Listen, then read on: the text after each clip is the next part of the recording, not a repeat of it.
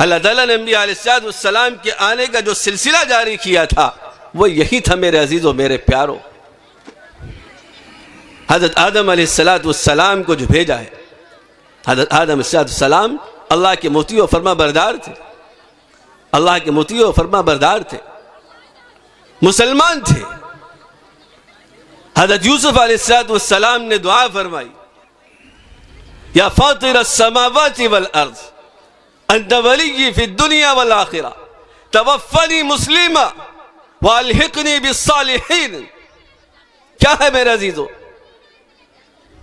کب تھا یوسف علیہ السلام؟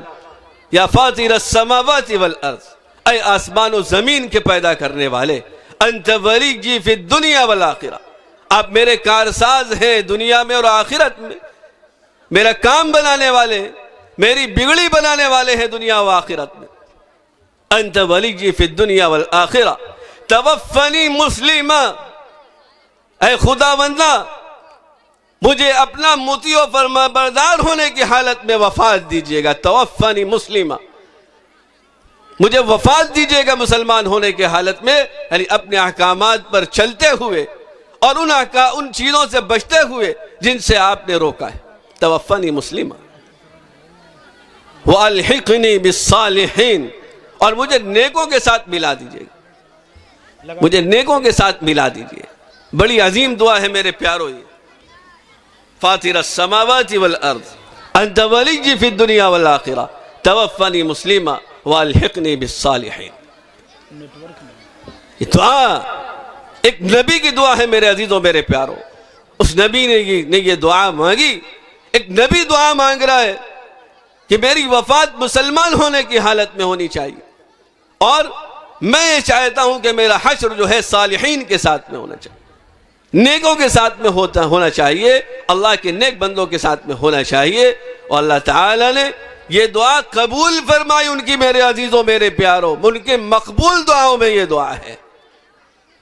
اللہ تعالیٰ نے ان کو مسلمان ہونے کی حالت میں وفات دی اور ان کے آباء و اجداد کے ساتھ میں ان کو ملا دیا۔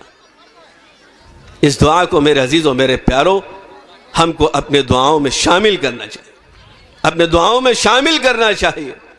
کیا خوب دعا ہے، فاطر السماوات والارض، اے زمین و آسمان کے پیدا کرنے والے، انت ولی فی الدنیا والآخرہ، آپ میرے کارساز، آپ میرے بگڑی بنانے والے، آپ میرے کام بنانے والے ہیں دنیا اور آخرت میں۔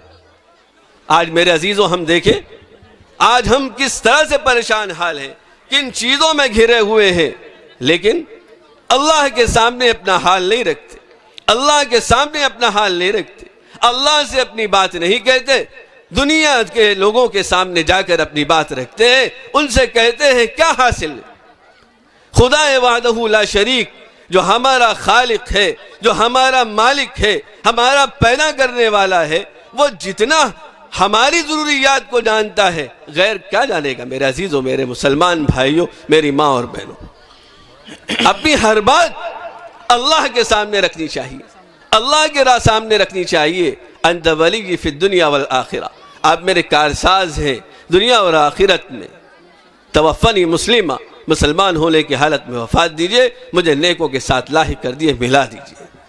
میرے عزیز عرض کر رہا تھا، اللہ تعالیٰ نے ارشاد فرمایا وَلَا تَمُوتُنَّ إِلَّا وَأَنْتُمْ مُسْلِمُونَ، تمہیں موت آئے اس حالت میں کہ تم اللہ تعالیٰ کے فرما بردار ہو، اللہ کے احکامات پر چلنے والے ہو، اللہ تعالیٰ کے رکے ہوئے باتوں سے رک کر کے زندگی گزار رہے ہو، حضرت محمد مصطفیٰ صلی اللہ علیہ وسلم کے طریقوں کے مطابق اپنی زندگی گزار رہے ہو۔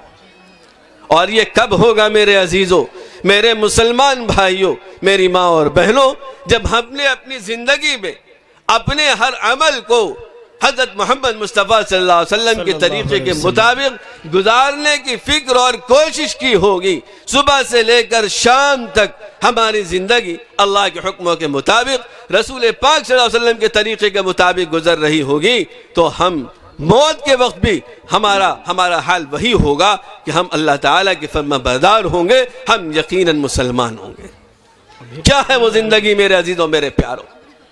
صبح سے لے کے شام تک کی کیا زندگی ہے؟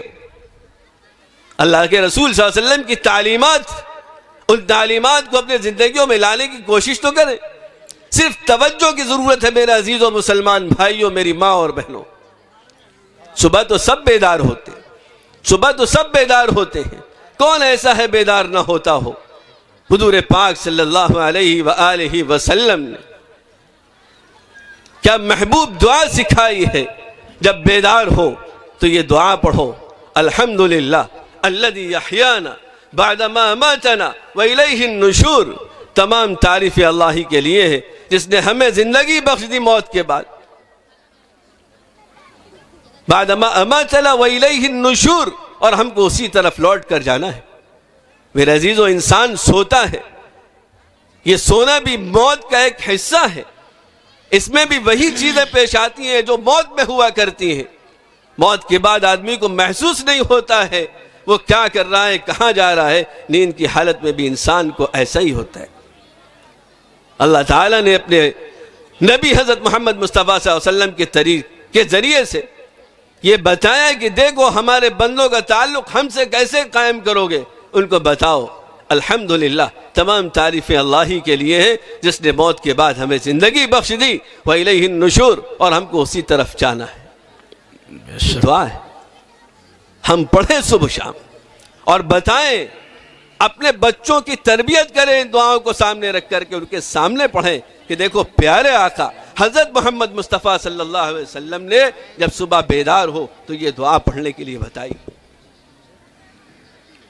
ایسے ہی میرے عزیز ہو، کہاں ہے بھیا، کہاں ہے آپریٹر کہاں ہے؟ تو میرے عزیز ہو، آپریٹر صاحب سے گزارش ہے کہ جہاں ہوں بھائی چلے آئیں، اپنا کام دیکھیں یہاں آ کے۔ عجیب سسٹم بنا رکھا ہے آپریٹر صاحب نے۔ جی تو میرے عزیزوں، میں عرض کر رہا تھا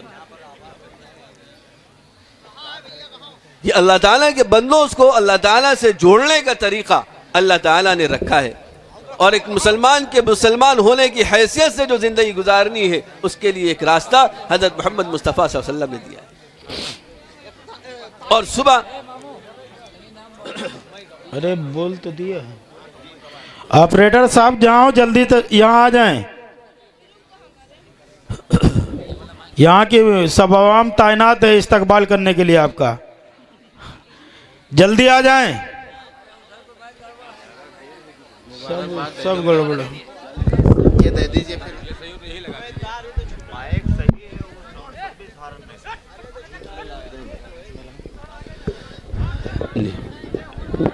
رہنے دیجیے۔